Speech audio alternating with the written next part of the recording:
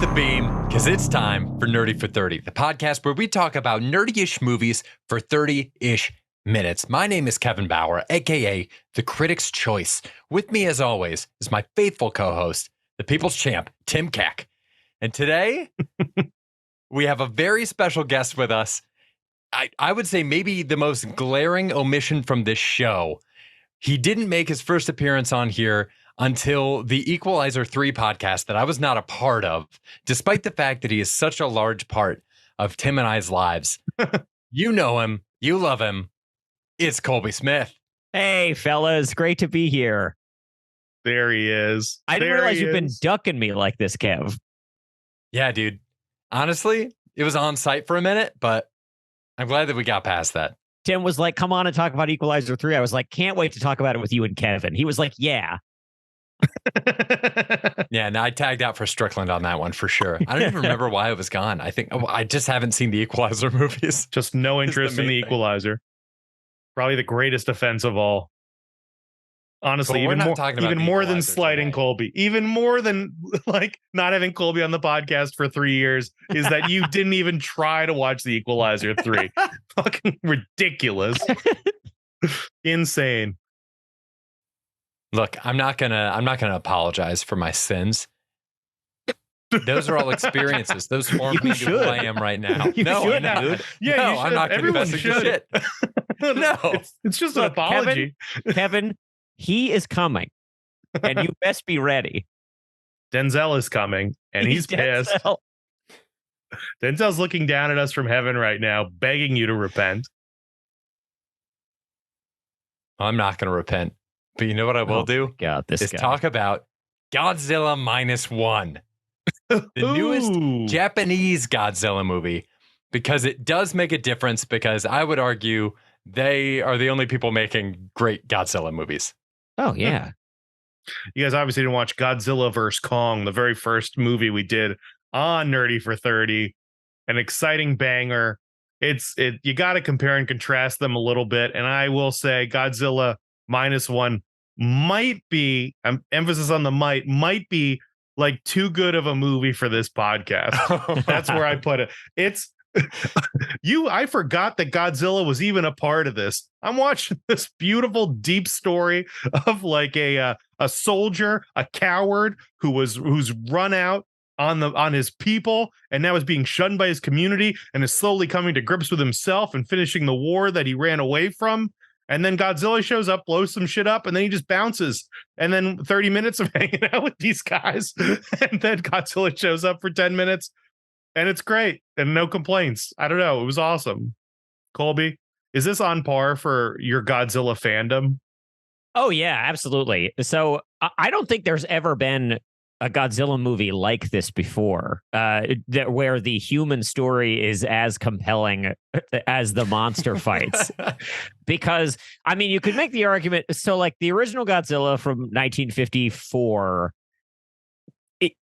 it's kind of like its own thing, you know, like immediately after that, which is like this, there's a lot of like, you know, post World War II, like nuclear angst in that movie. And it's the same kind of origin story where like the H bomb has created this monster and they also kill it in a similar way. They like develop this technology that like sucks out all the oxygen out of the water and they like have him swim into this tank and like shut the door and then they suck all the oxygen out of it. And he dies that way. So there's a nice little homage in this one, spoilers.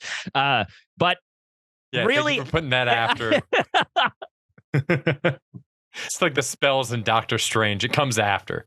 But really, ever since then, they've just been, you know, guys in suits like beating on each other, with the exception of your favorite movie, Kevin, Shin Godzilla from 2019. Jesus fucking Christ. You know, we beat around the bush about this a little bit because I wasn't sure if for a minute, it looked like Shin Godzilla was going to be the movie you were going to be joining us for on the pod. And I was excited about that, not because I would watch Shin Godzilla again, which I don't know that I ever will, but because I am positive that it would have thrown Tim into an uncontrollable rage. Tim, I've avoided telling you what this movie is for a while because I didn't want to rob the listener of that. But I'm going to go ahead for the sake of conversation and tell you that Shin Godzilla is a movie about the inefficiency of the Japanese government. So it's just this giant, terrifying nuclear even more nuclear than normal, I guess, looking Godzilla that is slowly evolving to become more and more of a destructive force in Japan. But we see maybe a cumulative 6 minutes of that, and the entire rest of the movie is set in conference rooms where people have very pointless political struggles to try to determine whose authority it would take to sign off on evacuating people from these different zones. I was so angry until you got to the idea of like who signs this document is so funny. It's like, well, we need to fight Godzilla. Okay, we need to evacuate people. Okay, get out of here. Tell everyone to evacuate. Wait, you don't have the authority. Wait, who has the authority? Actually, I have the authority, or we're both of the authority. Now we have to do a runoff election in the time between like Godzilla storming the beaches and crushing the people. Wait, Tim, I thought you hadn't seen the movie. No, it's great. I will say this. I will say this in Shin Godzilla's defense, because it's a movie I really like. After Godzilla being a certain way exclusively for 65 years, to have filmmakers, come along and have it mean something other than you're just looking at the spectacle of this thing, like to find new like metaphorical ground in the Godzilla story. I remember like seeing this in the theater being like, wow, I can't believe they pulled that off. It was like coming at it from a very unexpected direction. But I mean, fans of Godzilla -1 are not going to be a fan of Shin Godzilla. They have very different objectives in mind. Colby, sure. can you sell me on the earlier Godzilla movies? Because I never really got too into them. They felt like Power Rangers episodes where I just couldn't follow half of them. What is the appeal of Godzilla in that format? And like up until, I don't know, how far did that go? Yeah. Before you were like, this is like a I don't know, a good movie. I honestly, I kind of hate the premise of Godzilla, to be honest. It's man versus nature. It's like a storm movie. You might as well watch Geoforce or whatever that Gerard Butler movie was where rocks are falling from the sky. It just always kind of like never really did anything for me, right? All I want to do is hang out with the Godzilla. I want to watch the Godzilla do things. And instead, that's what we're not doing. It does seem like every Godzilla movie is just stalling in between whatever limited Godzilla footage they had the budget for. And that always pisses me off. Always upset about it. But this has a rabid fan base, of which I think you're somewhat a part of. I mean, I watched them when I was a kid, and I think that ultimately that's who it's for, is for is for little children. But I do think that, I mean, in terms of the iconography, like the art design and the costume design and stuff like that, I mean, like they know what they're doing over there at Toho Studios, man. I mean, like there is something about like even very, very minor characters like Jet Jaguar, who I don't know if that means anything to both of you, but like, oh yeah, this, baby.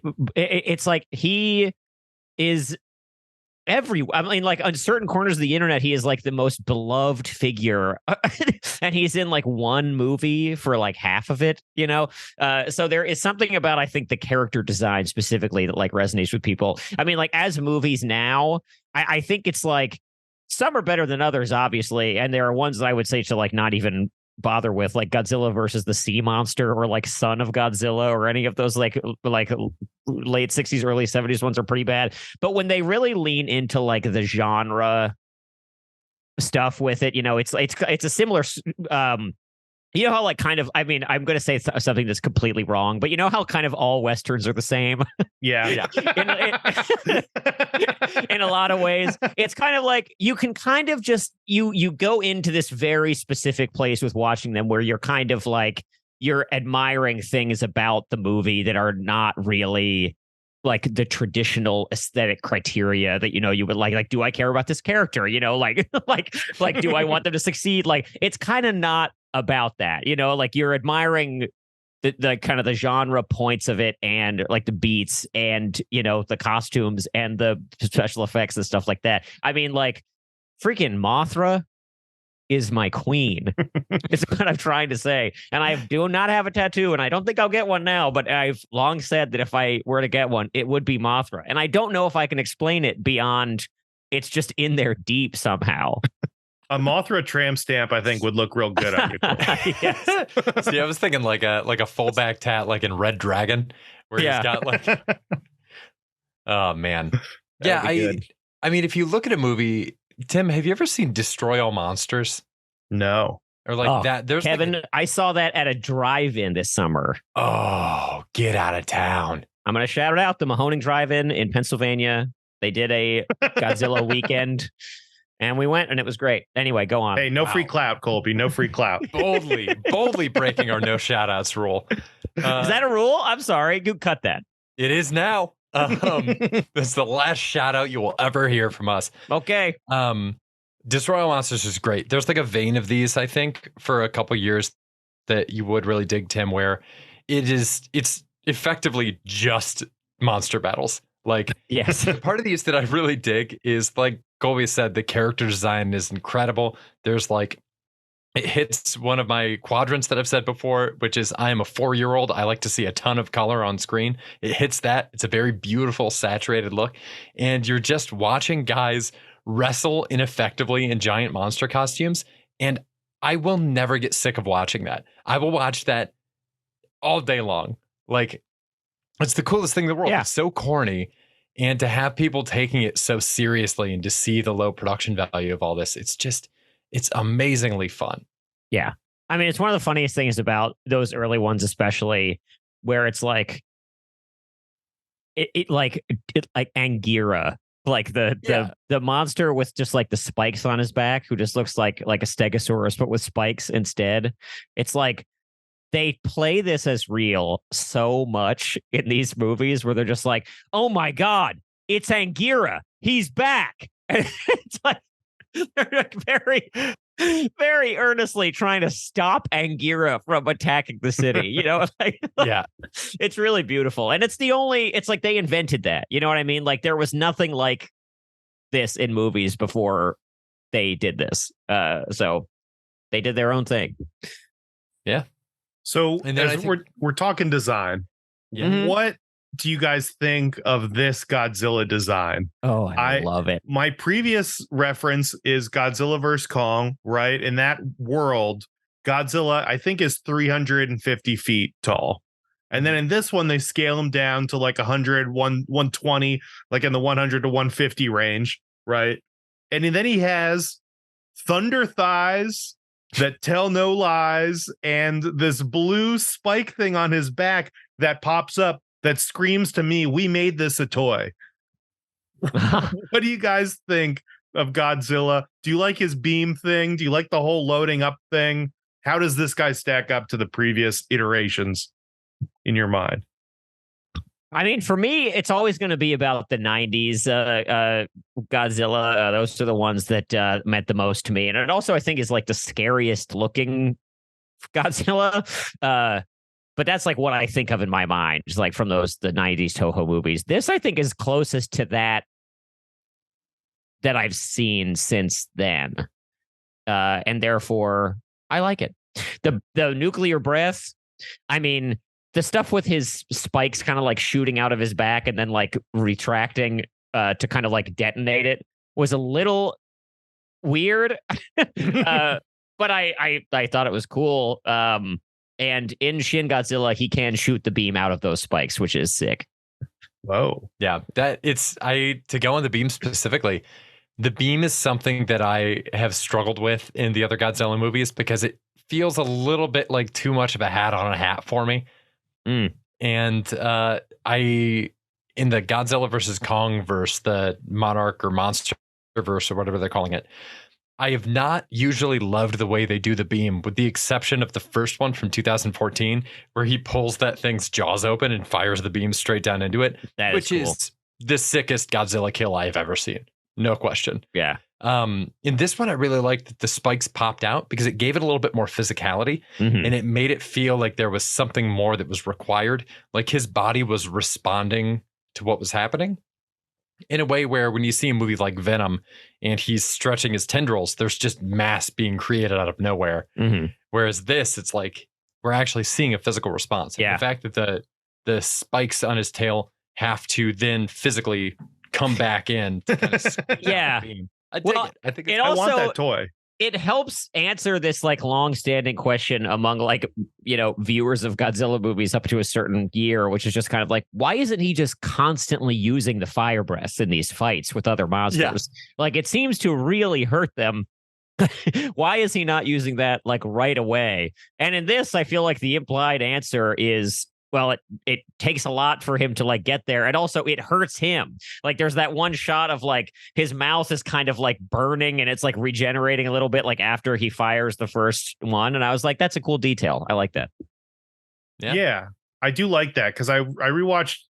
I fast forwarded mostly through Godzilla vs. Kong, and Godzilla spams the beam constantly, and it's the great one-sided advantage that he has over Kong.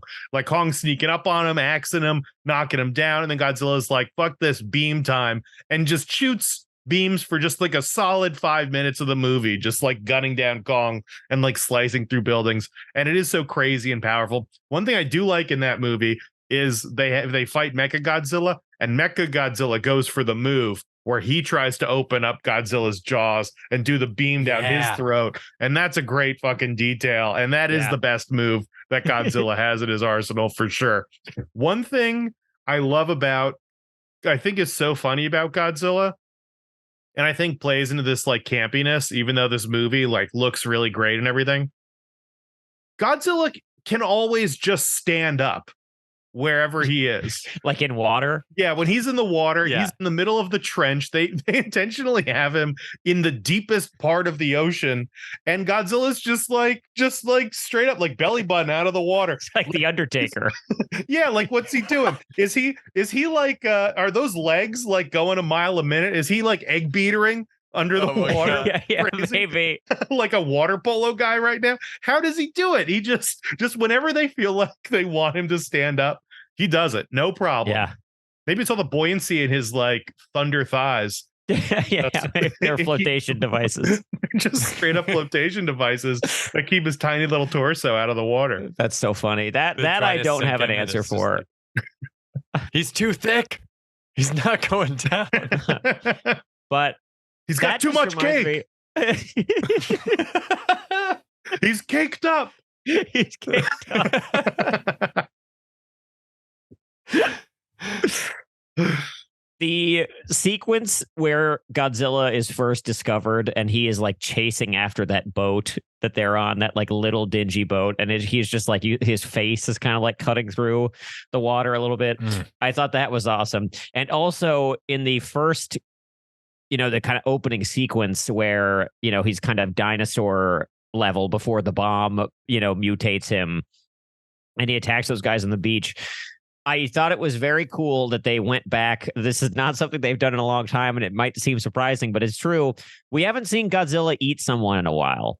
And in this one, he is chomping on guys, throwing them around the beach, and I was like, this rocks. This I'm into. He's like a bad date, though. He doesn't swallow. He just gets those things in his mouth and spits them out. Yeah. It was a little bit of a tease that he's like constant. I was like, just eat one of them. Just even eat them. What are you doing? Oh yeah, I'm gonna gnaw on him and then I'll toss him. Yeah.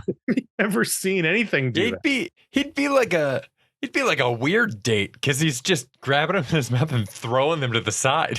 He's just whipping people into the ocean. It's the same way I play the Spider-Man PlayStation games where all I am doing is knocking people off the tops of buildings. That is Godzilla's fight move in this. Godzilla just ledges people all the time. Yeah, that's all he's doing, man. He knows they can't swim. He's got a unique battle style. He did. It was very unique in the beginning, I thought, when he came in and he was moving more like a T-Rex when he was on the beach. So they did that cool distinction where he was like big, but he was kind of just like dinosaur sized until the bomb testing happened, at which point he became absolutely massive. And like when he first came on the scene and he was sea monster dinosaur, he was leaned over real far and he was really going like face forward with his attacks. And then I remember us talking about this afterwards. It's like as soon as he got nuked and he got a lot bigger, he got really stiff. He was standing very upright the entire time. It's like he had back problems that developed because he was like bending at the waist too much. Yeah. What did you guys think of his ability to heal? Because I was torn on. I was simultaneously. I don't think I liked it. I didn't like it. It led to this amazing. I mean, first off, the whole Jaws sequence they do, where these guys are on the boat with the gang of characters, that is flawless. I mean, they got the doc, they got the weathered like captain who's like pretty chill, and then the scrappy up and comer. I mean, that's the dream team we've got out on these little wooden boats out there chasing giant monsters, and it's so much fun when Godzilla comes along and they're battling Godzilla and they've been pulling up all these landmines, and then they somehow get one in his mouth and it detonates. That scene was so cool. Yeah. It was so awesome. And I guess the fact that he regenerates allows us to do that and then keep moving with the movie. But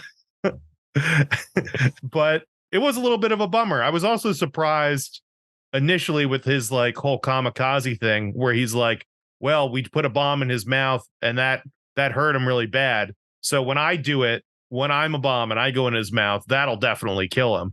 And I'm like, I don't know why. We have no evidence that would kill him at this point, but I guess he was going to do it after they do the freezing thing, which makes sense. Whatever. I didn't like it. Yeah. Really, I'm right there with you. He regenerates way too fast. It's pretty overpowered. Yeah. I agree. Like, what's to stop him from regenerating now? He's like been blown to bits. He's just going to regenerate, right? Well, but they show that at the end of the movie. He's like moving. Yeah. Yeah. He's like, after getting his fucking head blown off, blew off his whole head, which is also something I've never seen in a Godzilla movie before. No. Other than, I think he does rip off Mechagodzilla's head in one of the ones from the 70s, and that's pretty sick. But that's very different from what we're talking about. That's a robot. What'd you guys think of their plan to defeat Godzilla?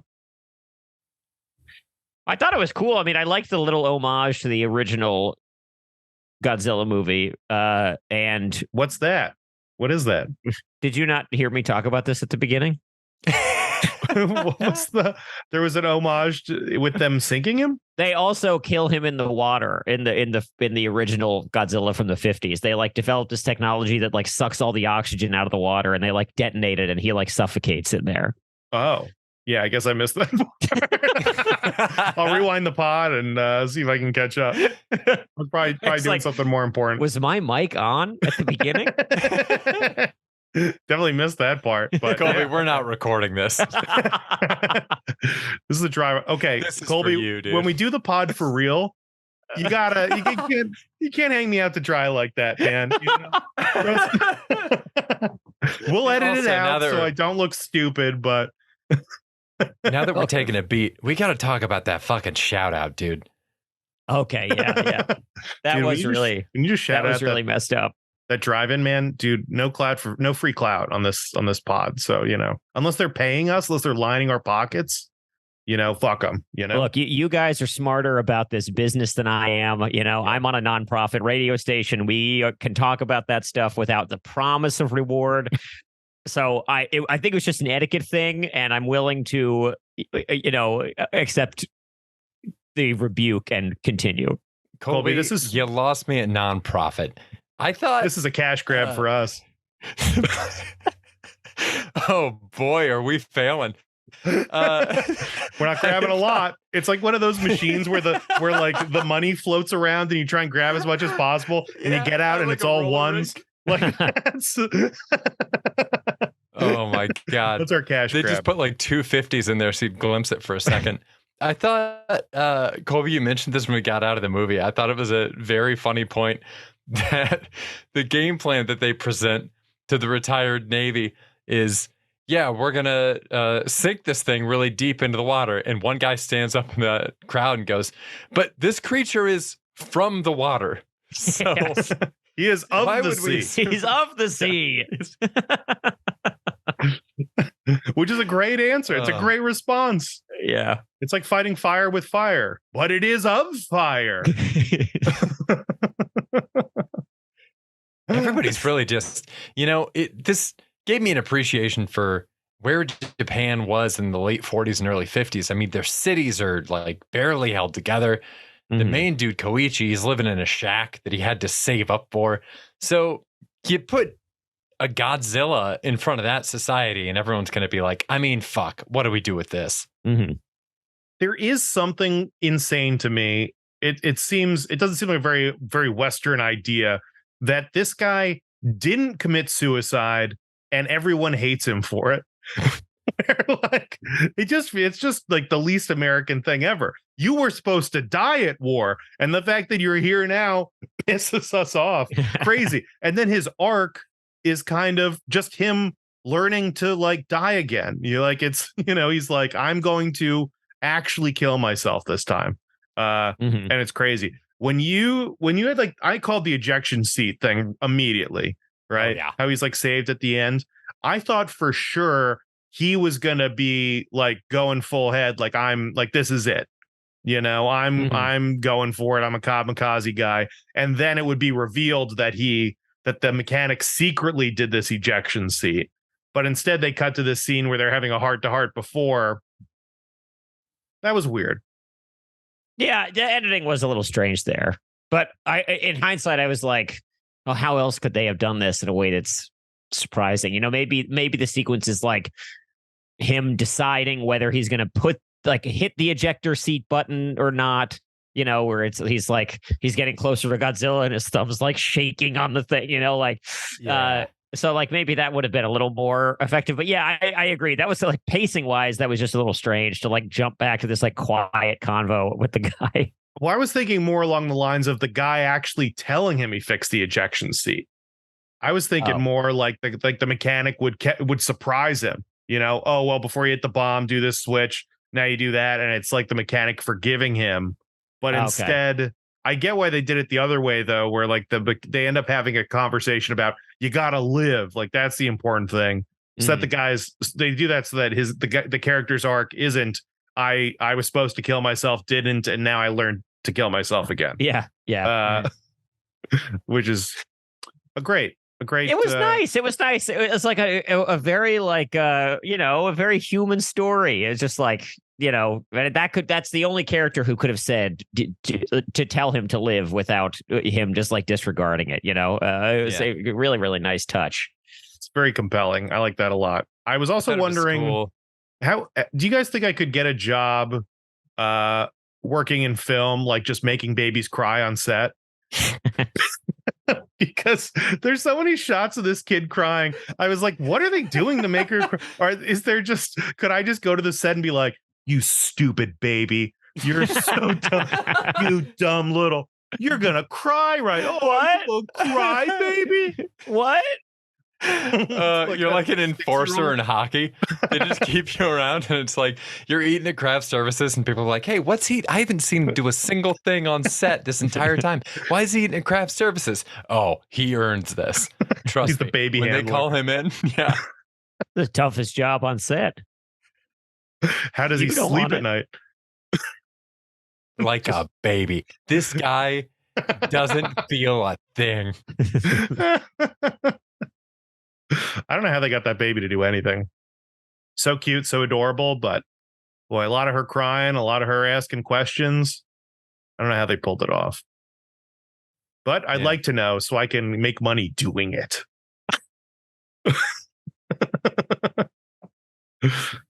All right. Any final thoughts on this before we wrap it up? Final thoughts. Incredible balance of human story and cool monster stuff. And I thought pretty much every scene with Godzilla worked in a spectacular way. Yeah, totally agree. Yes. Phenomenal movie. Shaky CGI. I wish they would give the team that made this movie the money that they're giving to the MonsterVerse team, because goddamn, this is a really good movie, and this is the version of the Godzilla franchise that needs that huge budget. Yeah. Godzilla looked amazing in this. The story was great. I'm honestly shocked at how good this movie was. I know. It's like legit so good. good. They could have Did taken you see Godzilla it? out. Did you see it? Let us know what you think. Send us an email, nerdy430@gmail.com. We'll reply. We'll be back again next week with something else. I can't remember what it is right now. Colby, running out of time. Do you have anything you want to plug? Clear the Dance Floor, Sundays at 4 on Radio Free Brooklyn. Yeah. Hell yeah. Also on Spotify for those out of New York City. And thanks so much for listening, everybody. Colby, thank you so much for being here. Thanks for having me, guys. This was a blast. You're the Hell best. yeah. Come back soon. Stay nerdy, everybody. See you in 3 years. Bye. Well, we'll talk about it after that plug behavior. Yeah. Yeah, that was a good run. Okay, so we just have to do that again real quick. You guys ready? Yep. Let me start recording. Okay. Oh, no.